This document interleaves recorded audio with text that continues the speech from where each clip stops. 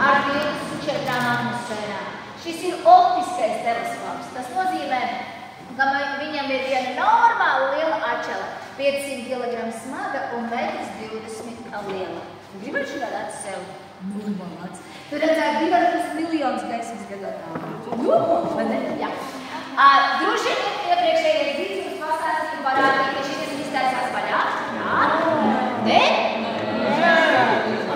Pavēliet. Jā. Esat gatavi? Aizbrauc jums! Aiziet! Wow!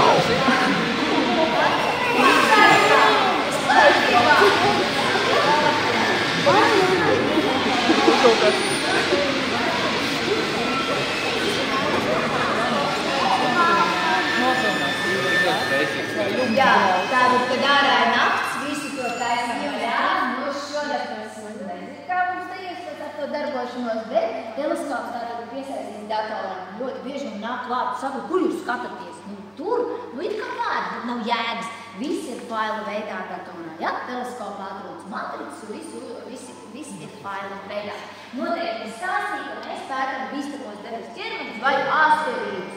200 asteroīdi, kas iet, pirmo nosaucām par Valoni, bet 100 par, droši vien zināt, Latvijas universitāti. Aizbraukšu bišķi tālu, sarunāju, ar dzīvoties.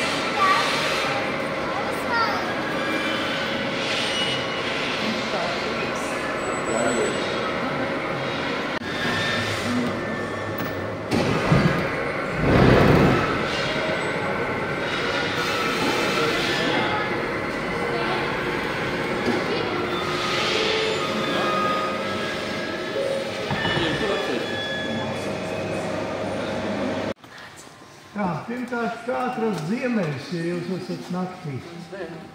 Zinat? Tātad jāizmanto lielais lācis, šīs te divas zvaigznes norādīs uz polāru zvaigzni. Jo mazais lācis, ja mazie greizi ir atvērts zvaigznājums, neizdosies jums citādāk atrast polāru zvaigzni.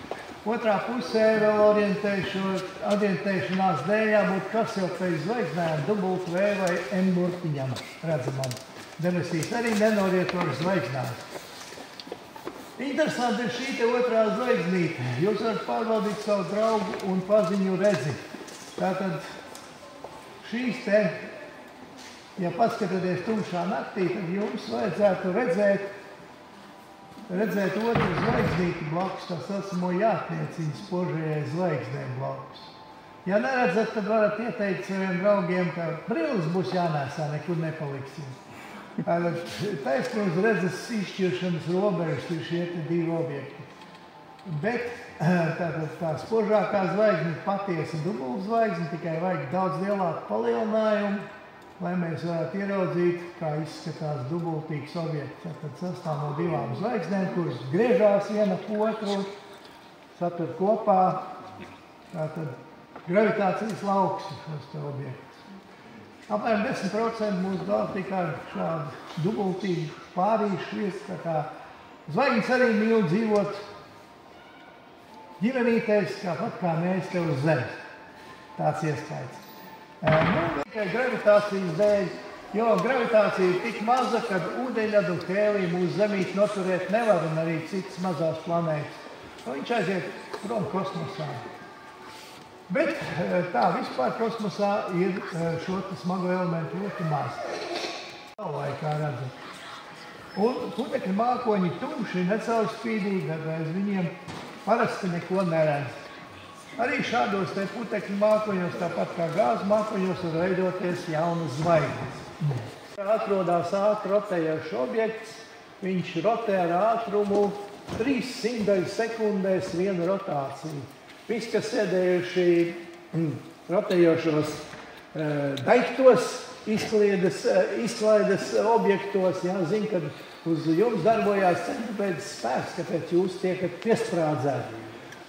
Šī centripēdas spēka var sarēķināt, viņam jābūt līdzsvarā ar gravitāciju, ka šis ķermenis ir drausmīgi blīvs.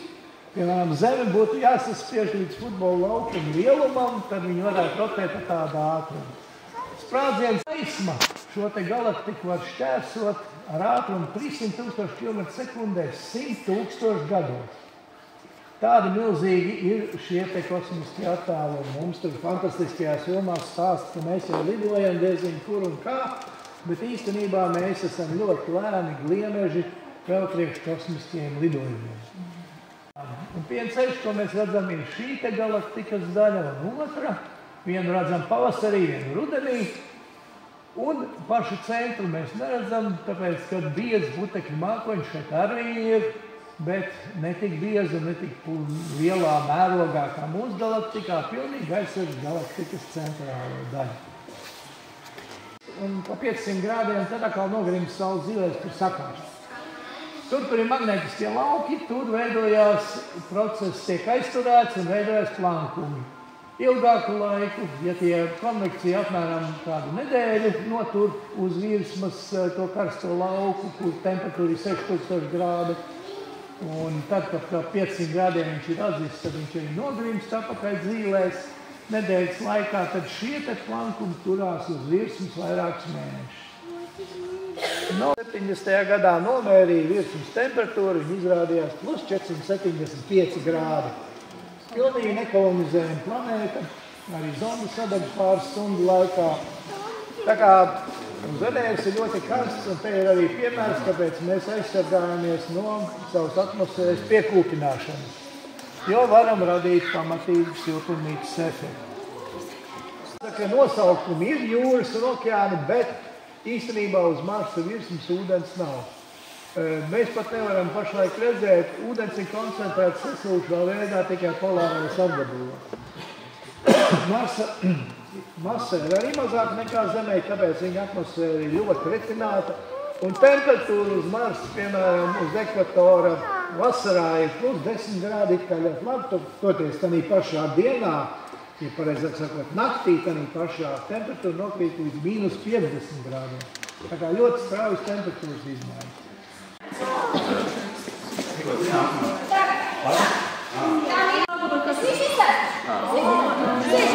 Un tie nav Covid vīrusi. Tas ir tagad. Apakšā ir laiks, jūs varat sekot līdzi. To tagad redz satelīti. Bet ļoti bieži man jautā, cik satelītu ir? Lai šī mazā ekskursija mums izdotos, mēģināsim spēlēt spēli. Es teikšu, ka tās nav mušas, tie nav odi, tie nav dunduri, vai vēl kas ienāk prātā. Nu, kā jums gāja? 100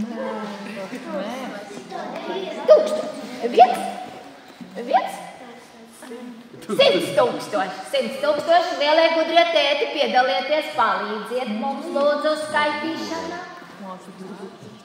Tie ir apakšā gadi, jā, un tas nav Saturns, tā ir Zeme. Jā. Ap 10 000, mīļie satelīti pie naksnīgām debesīm. Bet lielie gudrie tagad teiks, nu nevar būt, ka visi strādā. Nu, protams, ka ne. Tikai 5000 ir aktīvi darbojoši satelīti. Kas ir pārējie? Miskaste. Nu, teiksim, īstā vārdā kosmiskās atlūzas, kosmiskais piesārņojums. Visiem ratiem mēs varam vilkt iedomātu līniju. Līnijas garums ir šo 2 zvaigžņu attālums, liekam uz priekšu 4 līdz 5. Un šādā veidā mēs varam izveidot līniju un precīzi atrast polārzvaigzni, kas vienmēr norāda uz ziemeļiem, kas atdala gaismu no tumsas uz jebkura debes ķermeņa. To līniju tā sauc.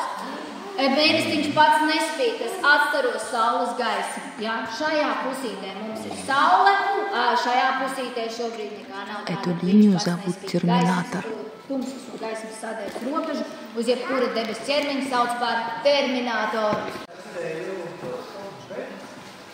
Tātad viņa attēls ir ļoti labs un egzoplanētas tiek atklāts taisnīgi šādu veidu.